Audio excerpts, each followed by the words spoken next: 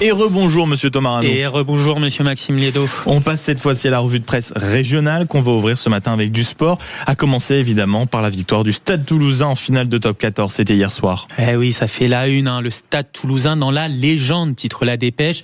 Ça y est, les Rouges et Noirs ont rejoint donc leur glorieux prédécesseur des années 90 en remportant un 4e bouclier de Brennus consécutif. C'est le 25e titre de champion de France pour le club du Sud-Ouest.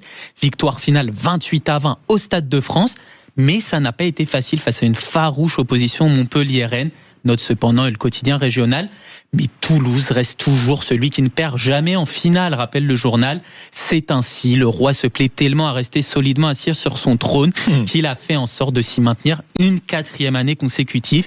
Prochain objectif pour les Rouges et Noirs, tenter la série de 5 boucliers consécutifs, ce qu'aucun club n'a jamais réussi dans l'histoire du Top 14. Voilà, ça fait un nouvel objectif. Et l'autre quotidien régional qui titre sur ce match, c'est bien sûr Midi Libre, mais sans surprise, un peu plus d'amertume de leur côté. Si proche et si loin, peut-on lire à la une, joueurs dépités sur la couverture.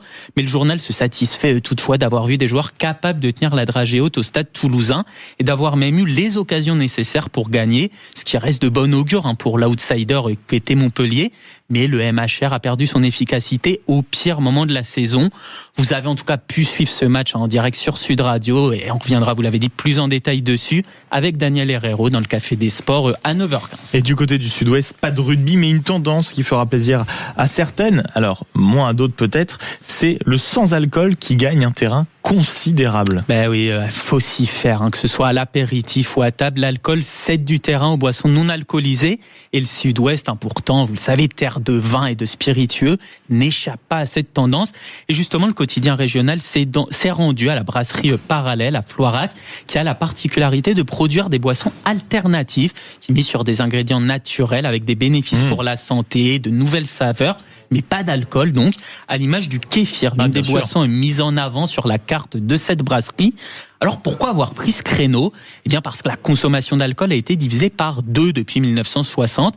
On sait qu'elle est particulièrement délaissée par les jeunes générations. C'est en tout cas ce que mettent en avant les responsables de cette brasserie. D'autant qu'au contraire, la consommation de bière sans alcool, elle, est en véritable croissance. 1/3 des Français déclarent avoir consommé ce type de boisson sans alcool cette année. Qui sont-ils ? En tout cas, je peux vous dire un peu plus en détail, c'est la bière sans alcool qui représente 60% de la consommation, les spiritueux 27%, les effervescents 18%. Et les motivations, elles sont diverses. Consommer moins d'alcool, bien sûr, pour 43% des personnes interrogées, mais aussi le goût pour 39% d'entre eux, et pour pouvoir conduire après avoir consommé. Pour 20% d'entre eux, c'est vrai que c'est un vrai critère.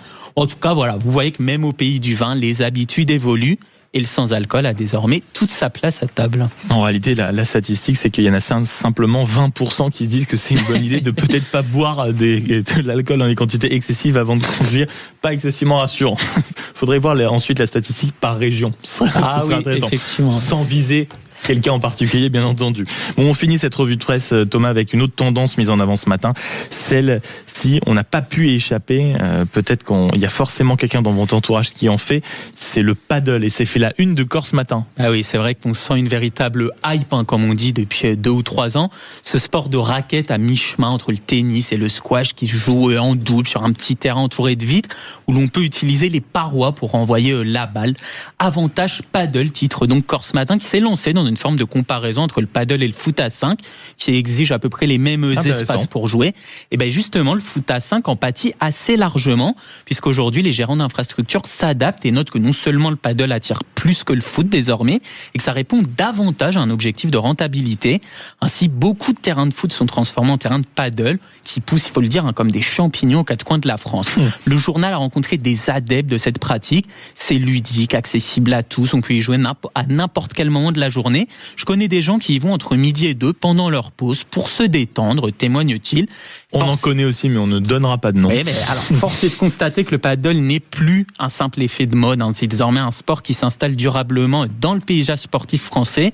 Et d'ailleurs, voilà, j'en profite pour faire une petite confidence. Moi, j'ai essayé personnellement et j'adore ça. Eh ben, ça ne m'étonne pas de vous. Vous êtes un aventurier, Thomas. Ah oui, vous le savez. En parlant de ça, il faut qu'on pense à réserver, alors pas le paddle, mais le karting et le laser game pour cette fin de saison, comme vous le savez. Je m'en occupe de suite.